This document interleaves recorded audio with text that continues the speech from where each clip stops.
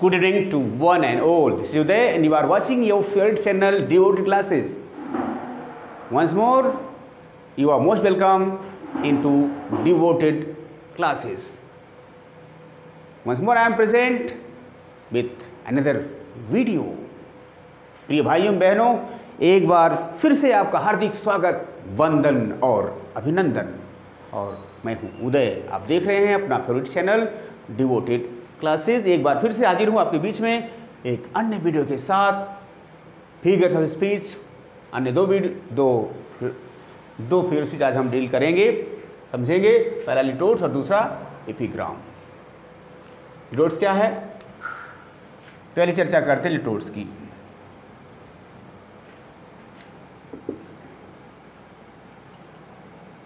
Making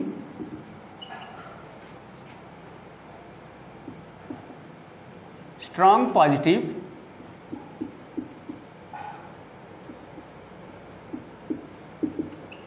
by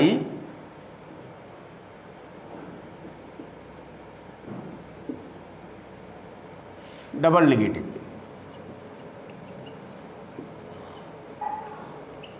By double negative is called litotes.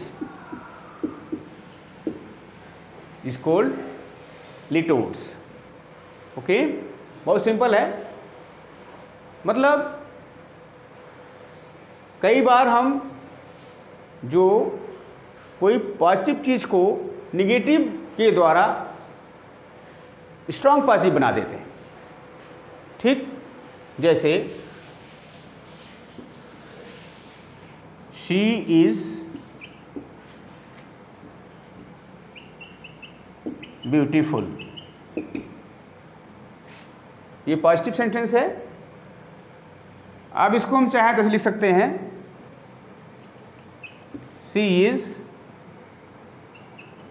Not अगली। She is not अगली, क्या मिला आपको?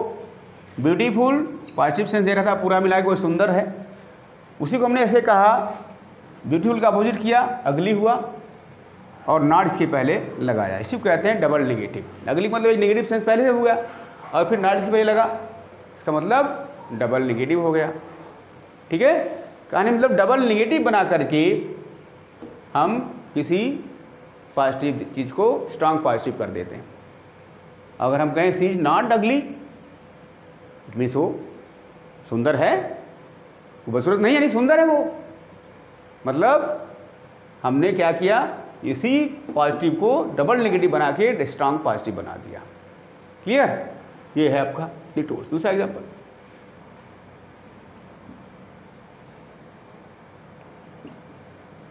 He is wise. फाइन, इसको वैसे भी सकते हैं, he is not foolish. He is not foolish. देखिए वाइज क्या है, बुद्धिमान, उसका अपोजिट फुलिश, यानी नेगेटिव इसका फुलिश हुआ, और एक नेगेटिव और दिया नॉट लगा करके इसके पहले, मीनिंग डबल नेगेटिव। सेंस क्या दिया, ही इज नॉट फुलिश, वो मूर्ख नहीं है, मीनिंग वो बुद्धिमान है। क्लियर? तो क्या हो गया, this is litotes. In figurative language this is litotes. Okay, यही है आपका लिटोट्स।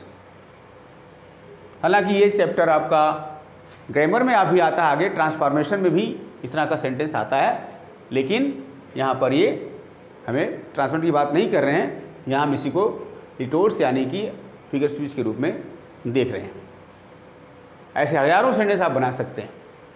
Okay, you can make many more sentences based on this, making something strong positive by making double negative, by using double negative. Clear? तो ये था आपका लिटोट्स। जल्दी से note करिए। अब देखिए अगला epigram.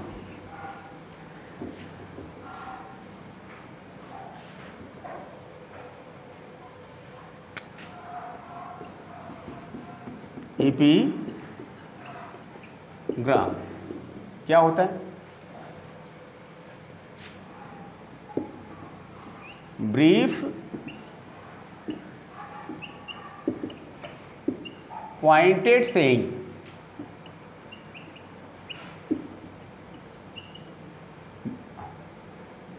a brief pointed saying or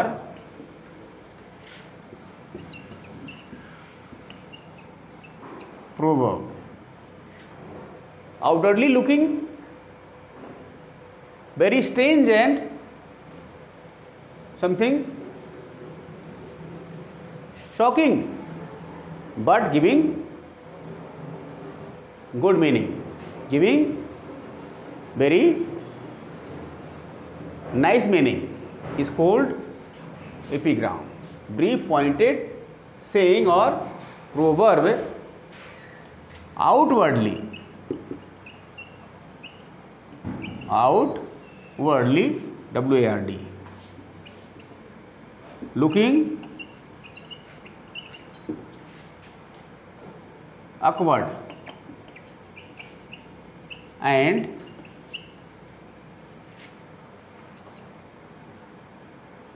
shocking, but full of deep meaning, is called epigram. Example: child is father of man, the father of man, father of man. दूसरा example: cowards die many times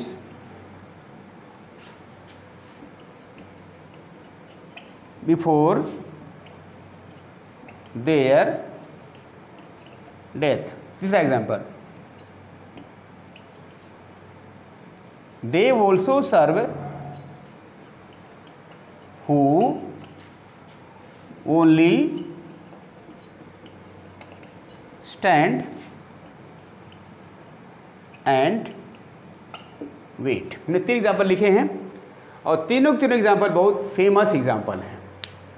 exam में, परीक्षा में, TGT PG, LT grade, net, JRF, कहीं भी example दे सकते हैं, पूछे जा सकते हैं। क्लियर? इसको अच्छे से समझें। हमने क्या कहा? ब्रीफ पॉइंटेड थिंग, यानी छोटा होगा, ओके, और पॉइंटेड, पॉइंट मीन्स होता है बहुत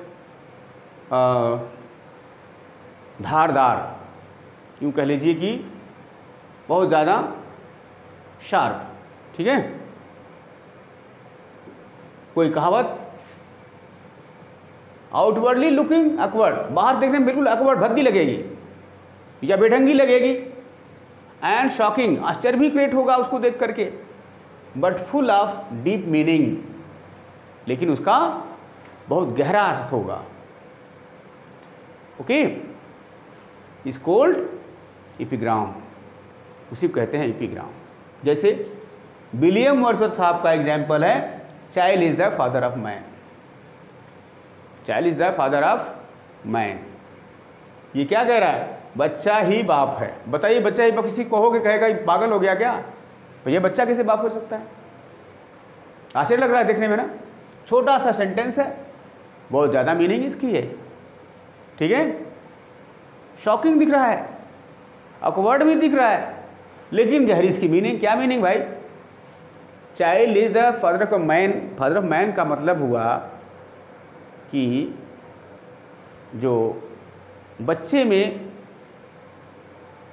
शुरू से ही लक्षण जो पिता के दिखने लग जाते हैं, या यूँ कह लो कि बचपन में बच्चे जो संस्कार सीखते हैं वही आगे चल के उनके काम आता है, अच्छे बुरे इंसान वही आगे बनते हैं। भाई बड़े होकर के वही तो बाप बनते हैं। पहले बच्चा होता है, पढ़ाई करता है, समझदार बनता है, शादी करता है, फिर बच्चे पैदा करता है, फिर मर जाता है। ठीक है? कहने का मतलब जो पिता के लक्षण हैं वो बचपन में ही दिख जाते हैं। ठीक है। वैसे भी है तो बच्चा, वही बड़ा होकर शादी करेगा ना, उस आधार पर भी वो बाप बनेगा आगे चल के। क्लियर? मतलब ये होता है जो संस्कार उसके होते हैं वही आगे चल के उसको अच्छा या बुरा बनाते हैं। ठीक है। तो देखने में बिल्कुल awkward लग रहा है, लेकिन ये सत्य बात कर रहा है, मीनिंग इसकी निकल रही है। ऐसे ही cowards die many times before their death.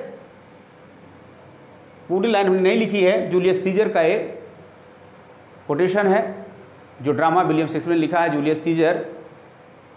इसमें जूलियस सीजर कहता है, क्लियर? किससे कहता है? कैलिफोर्निया जो उसकी वाइफ है उससे कहता है। वो मना करती है, पर देव जी सीनेट मत जाइए, वहाँ खतरा आपको है, मैंने बुरे बुरे सपने देखे हैं। लेकिन वो वीर योद्धा है, कहता नहीं तुम मुझे कायर बना रही हो, क्योंकि कायर cowards die many times before their death. जो कायर होते हैं मौत के पहले कई बार मर जाते हैं। कैसे मरते हैं? डर से। जो डर गया सो मर गया। क्लियर? तो ये जो सेंटेंस देखने में बहुत बेढंगा लग रहा है, छोटा सा है, लेकिन सारगर्भित इसकी मीनिंग है। एक कहावत के रूप में भी इसका यूज होने लग गया है। ठीक है। ये क्या हो गया? Epigram. Cowards die many times before their death. अरे भाई, मौत के पहले कौन मरे? कोई मरता है क्या मौत के पहले? बताइए भाई, जब उसकी मौत आई तभी तो मरेगा वो। क्योंकि क्या नहीं मौत के पहले मर रहा? क्या मौत के पहले कोई मरा है आज तक? वो तभी मरेगा जब उसकी मौत आएगी, लेकिन यहाँ मर रहा है। इसका कुछ और अर्थ निकल रहा है। इसका अर्थ ये निकल रहा है कि आदमी डर डर के जीवन जीता है। मौत को सोच सोच करके किस्तों में होती है उसकी मौत किस्तों में होती है। जितनी बार वो मौत की सोचता है उतने ही अंशों में उसकी मौत हो रही है। इसी आधार पर कहा गया cowards die many times before their death. आगे लाइन है, the valiant never taste of death but once. लेकिन जो वीर लोग होते हैं नेवर टेस्ट ऑफ डेथ, मौत का स्वाद नहीं लेते, कभी नहीं लेते, before but once. The valiant never taste of death but once. ये लाइन चाहो तो अलग भी बन सकती है, एपिग्राम। अगर इसी को अलग से कह दिया जाए, valiant never taste of death but once, फिर एक एपिग्राम बनेगा दूसरा। ठीक है। लेकिन वीर जो होते हैं वो मौत का स्वाद कभी नहीं लेते, बस एक बार लेते हैं जब उनकी मौत आती है। यानी को डरते नहीं, मरना तो एक दिन है ही, पता उसको भी पता है, लेकिन वो उससे डरते नहीं हैं, इसीलिए वो बार बार नहीं मरते, केवल मरते हैं तभी जब उनकी मौत आती है। फाइन। इस तरह से दूसरा सेंटेंस जो एपिग्राम को शो कर रहा है। तीसरा, they also serve who list and wait. John Milton साहब की बहुत फेमस लाइन है, जो कि इनके एक बहुत फेमस पोएम है जिसका नाम है ऑन हिज ब्लाइंडनेस। ये सोनेट है विलियम शेक्सपियर का, जॉन मिल्टन साहब का। 1652 में इसको लिखा गया। 14 लाइन की पंक्ति है, 14 लाइन की कविता है, सोनेट के। शुरुआत होती कैसे? व्हेन आई कंसीडर, शुरू से हुई, यहाँ से अंत हुआ they also serve who list and wait. बीच की लाइन आप चाहे तो सुन सकते हैं।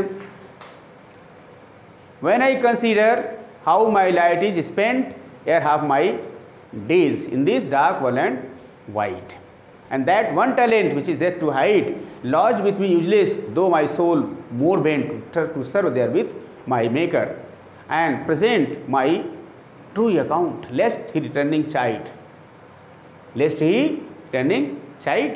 doth God exact day labor, light day night. Doth God exact day labor, light day night. But that murmur the patience soon replies, God doth not need either man's work or his gift. Those who best bear his mild yoke, they serve him best. His state is kingly, and thousand at his bidding speed, and post over land and ocean without rest. They also serve foolish and wait. इस तरह से line पूरी 14 line की उन्होंने सुना दी। Last वाली line हमने यहाँ पर आपको लिखा हुआ है, इसी में एपिग्राम है। कैसे? They also serve who list and wait. कविता का इसमें सार पूरा छिपा हुआ है। कहना चाह रहे हैं, अगर आप भगवान में विश्वास करते हो तो उसके नियम में विश्वास करो, जो होता है सो अच्छे के लिए होता है। मिल्टन की आँख की रोशनी चली गई थी, संकेत बहुत ज़्यादा है, वो क्या कहते हैं, भगवान के प्रति शिकायत बहुत ज़्यादा कर रहे थे। आपने हमारी आँखी की रोशनी छीन ली, हम जो है बहुत कुछ करना चाह रहे थे, हम क्या करें, हमारा क्या दोष इसमें है, आपने हमारी आँख की रोशनी छीन ली। फिर ऐसे बहस करते करते पेशेंस आता है, उससे कहता है डोंट वरी बी हैप्पी, जो होता है सो अच्छे के लिए होता है। असल में जो है वो कोई जरूरी नहीं है। तो उसी तरह से आप उनकी सेवा करो, आप अपने विपत्तियों का सामना डट के करो, वही भगवान की सबसे बड़ी सेवा है। ओके, भगवान नहीं चाहता कि जो उपहार उसके द्वारा दिए गए वापस वो ले, फिर कोई सेवा होती थोड़ी है। मंदिर में जाओ, मस्जिद जाओ, कोई सेवा नहीं है ना। तो वो सेवा मिलने नजरों को सेवा नहीं है। केवल सेवा क्या, भगवान की सच्ची सेवा क्या है, वो best where he is mild yoke they serve him best. ऐसे लोग जो अपनी विपत्तियों का सामना, जीवन की कठिनाइयों का सामना हिम्मत के साथ करते हैं, भगवान से कोई शिकायत नहीं करते, वही भगवान की सबसे अच्छी सेवा करते हैं। सेवा करने वाले हाथ माला जपने वाले हाथ से ज़्यादा श्रेष्ठ हुआ करते हैं, मिल्टन ये कहना चाह रहे हैं। उसके बाद कहते हैं स्टेटिस कंगली थाउजेंड्स पे बहुत सारे उसके राजा क्या है, भगवान एक महाराजा है, नहीं राजाओं का भी राजा है, उसके अंदर बहुत सारी प्रजाएं हैं, और वो प्रजाएं कहाँ हैं, कुछ धरती पर हैं, कुछ आकाश में हैं। सभी लोग उत्सुक हैं, भगवान मुझे आज्ञा दो, मैं सेवा करना चाहता हूँ, मैं सेवा। भगवान मूर्ख होगी कि क्या करेगा, एक साथ सबको तो कहेगा नहीं, भाई चलो सेवा करो, तो कहेगा समझदार लोग ऐसा करो, अब लाइन में लग जाओ, है ना। जब तुम्हारा नंबर आए तो मेरी सेवा कर लेना। एक अनाथ सो भी मारे, वो कहता मुझे भी चाहिए, गुरुजी सर महाराज मुझे आज्ञा दो, वो कहते हैं नहीं मुझे आज्ञा दो। ऐसे 33 करोड़ 84 लाख योनियाँ, तो जगह देवता हैं, 84 लाख योनियाँ हैं पृथ्वी पर, सभी कह रहे हैं मुझे दो आज्ञा। वो कह रहा है मुझे, भगवान कितने को आज्ञा देंगे एक साथ। भगवान कहते हैं ऐसा मत करो, एक काम करो, लाइन में लग जाओ, ठीक है। जब लाइन लगोगे तुम्हारा नंबर आएगा तो सेवा कर लेना। वही कहते हैं अंत में, they also serve who stand and wait, यानी जो आदमी लाइन में है, लाइन लगी, हमारी वेट करना पड़ता है, जब तुम्हारा नंबर आएगा तभी तो तुम्हारा काम होगा। तो जब तक तुम लाइन में लगे हो, यानी तुम उत्सुक हो सेवा करने के लिए, कोई कार्य करने के लिए, इसका मतलब नहीं है कि तुम अपना समय बर्बाद कर रहे हो। इसीलिए कहा they also serve who stand and wait, ऐसे लोग जो कहीं खड़े हैं और इंतजार कर रहे हैं किस चीज़ का, किसी मौके का। कोई मौका हो सकता है, परीक्षा का मौका हो सकता है, या और कोई शादी विवाह, या और कोई हो सकता है, उसके लिए इंतजार कर रहे हैं। इंतजार करने का मतलब ये नहीं कि समय उनका बर्बाद हो रहा है, वो भी भगवान की सेवा कर रहे हैं। फाइन, इसी सेंस में यहाँ पर ये कहा गया है। तो देखने में बहुत बेकार लग रहा है भाई, देव ऑल्सो, जो खड़ा है वो कैसे सेवा कर रहा है, they also who stand and wait, जो खड़े हैं भाई, खड़ा होकर एक जगह आदमी खड़ा है फालतू पे, कोई कहेगी तो अपना टाइम वेस्ट कर रहा है, उसके बाद समय नहीं, इसके बाद जो है कुछ काम है नहीं क्या, लोग हंसते हैं उस पर, ये तो बेकार है, बैठ के सारी इधर उधर खड़ा होकर टाइम पास कर रहा है। लेकिन यहाँ पर मिलेगा नहीं, they also serve who stand and wait, अगर आप कहीं खड़े हो और किसी मौके का इंतजार कर रहे हो, भले ही आपका टाइम लग रहा है वेस्ट हो रहा है, लेकिन वहाँ टाइम वास्तव में वेस्ट नहीं हो रहा है, आप सेवा कर रहे हो। इस सेंस में यहाँ पर ये देखने में शॉर्ट है, बहुत शॉकिंग भी है, और लेकिन इसकी मीनिंग बहुत अच्छी, बहुत गहरी मीनिंग है। फाइन, इसी का नाम है एपिग्राम। मिल्टन साहब का पोएम क्या था, ऑन हिज ब्लाइंडनेस से ये लाइन ली गई है, अंतिम जो लाइन है। Okay, so my dear friends, today I explain 2 figure speech, one is litotes and the other is epigram. समझ में आ गया होगा? कोई दिक्कत अगर है तो डिटेल के लिए हमारा नंबर यहाँ पर ऊपर लिखा है 8953033755 पर आप कॉन्टैक्ट करें। और यदि वीडियो अच्छी लगती है देखने के बाद तो आप सब्सक्राइब करें, लाइक और शेयर करना ना भूलें। So that's enough for today, until I make and upload next video, you keep on smiling, laughing, enjoying your life and practicing more and more. So now it's time to say bye bye, see you, take care.